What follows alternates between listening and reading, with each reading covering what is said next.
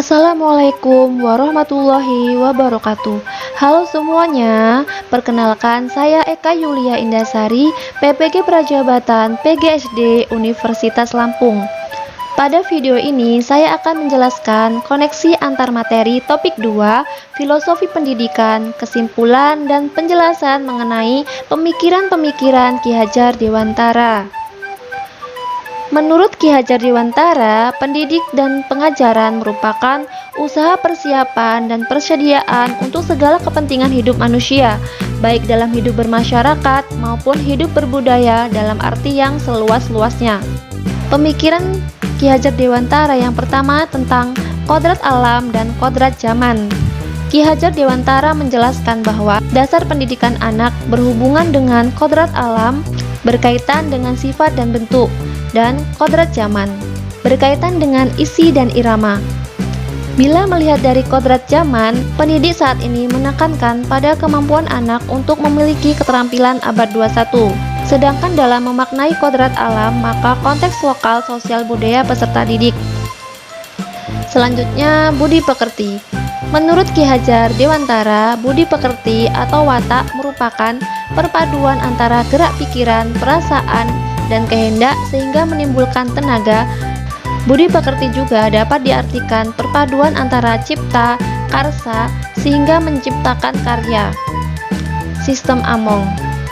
Dalam proses menuntun anak diberi kebebasan, namun pendidik sebagai pamong dalam memberi tuntunan dan arahan agar anak tidak kehilangan arah dan membahayakan dirinya. Seorang pamong dapat memberi tuntunan agar anak dapat menemukan kemerdekaannya dalam belajar. Teori pendidikan. Pertama, oleh Maria Montessori tentang konsep periode-periode kepekaan.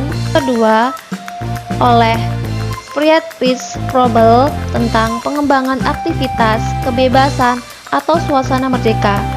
Ketiga, oleh Ki Hajar Dewantara mengenai pendidikan harus bersentuhan dengan upaya-upaya konkret berupa pengajaran dan pendidikan. Selanjutnya, refleksi pembelajaran. Refleksi dari pengetahuan dan pengalaman baru. Berdasarkan pemikiran tersebut, proses pembelajaran menurut refleksi Ki Hajar Dewantara dapat disimpulkan bahwa guru menghamba pada murid. Pendidikan harus berpihak pada murid. Dalam hal ini, guru memberikan apa yang diinginkan murid sesuai dengan minat dan potensinya. Sebagai guru haruslah mengenal karakteristik peserta didik, mengenal gaya belajar, dan situasi emosional peserta didik. Konstruksi proses pembelajaran yang mencerminkan pemikiran Ki Hajar Dewantara secara konkret sesuai dengan konteks lokal sosial budaya di sekolah. Pertama, apa Anda percaya tentang peserta didik dan pembelajaran di kelas sebelum Anda mempelajari topik ini? Baiklah, saya berpikir bahwa peserta didik adalah kertas kosong yang harus ditransfer dengan ilmu pengetahuan. Tugas saya sebagai guru adalah mentransfer pengetahuan dan keterampilan sehingga pembelajaran terpusat pada peran guru sebagai pendidik sangat dominan. Dalam pembelajaran, saya terfokus pada tuntunan kompetensi sesuai kurikulum. Kedua, apa yang berubah dari pemikiran atau perilaku Anda setelah mempelajari topik ini? Pemikiran atau perilaku saya berubah setelah mempelajari topik ini. Saya menyadari bahwa kehadiran peserta didik sebagai subjek dalam pembelajaran. Tugas guru sebagai seorang pamong dapat memberikan tuntunan agar anak dapat menemukan kemerdekaannya dalam belajar. Guru harus memahami situasi pembelajaran yang akan dilaksanakan sesuai tuntunan alam dan perkembangan zaman, serta memberikan motivasi-motivasi belajar dalam meyakinkan mereka terlaksananya pembelajaran yang menyenangkan dan sesuai dengan kebutuhan belajarnya. Kondisi seperti ini akan lebih memudahkan mereka menyerap ilmu pengetahuan sehingga akan membawa hasil yang memuaskan.